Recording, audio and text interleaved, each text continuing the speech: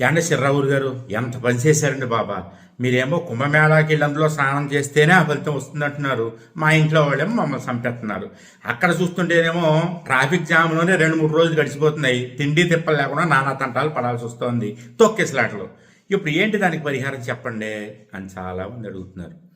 నేను చెప్పే పరిహారం ఏంటంటే, మనం ఏ నదికి సంబంధించినటువంటి నీళ్లు త్రాగి బతుకుతున్నామో ఆ నదులకు పుష్కరాలు వచ్చినప్పుడు ఆ పుష్కర స్నానం చేస్తే సరిపోతుంది. ఎక్కడికో దూరం వెళ్ళి చేయాల్సినటువంటి పని ఏం లేదు. ఉదాహరణకు మనం సంకల్పంలో ఏం చెప్తాం? కృష్ణా గోదావరియోహ మధ్యప్రదేశే అని చెప్పుకుంటాం. కృష్ణా గోదావరి మధ్యప్రదేశ్లో ఉన్నాం.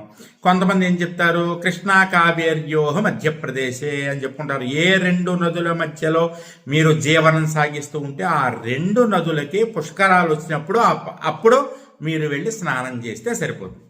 ఇంకో విషయం చెప్తున్నా, పుష్కరాలు వచ్చినటువంటి నదికి సంవత్సరం మొత్తం కూడా గురువు ఆ నదిలోనే ఉంటాడనమాట. కాబట్టి పుష్కరాలు 12 రోజులు వెళ్ళలేకపోయినా ఆ ఏడాదిలో మీరు ఎప్పుడు వెళ్ళి స్నానం చేసినా సరే అదే ఫలితం వస్తుంది.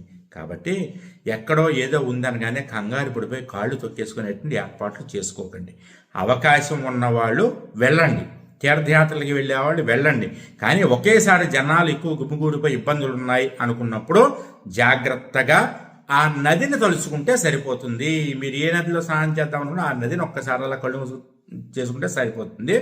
అయితే ఈ నదిని తలుచుకున్నంత మాత్రాన్ని నిన్న వాళ్ళు ఎవరో అమ్మలక్కల వీడియోలో చెప్పినట్టుగా స్నానం చేసిన ఫలితం మాత్రం వచ్చేదు. కంగారపడగా ఆ నదిని తలుచుకుంటే మన జీవితంలో ఎప్పుడైనా సరే ఆ నదికి వెళ్ళినప్పుడు స్నానం చేస్తే సరిపోతుంది అనమాట. సరేనా నాన్న? జయం.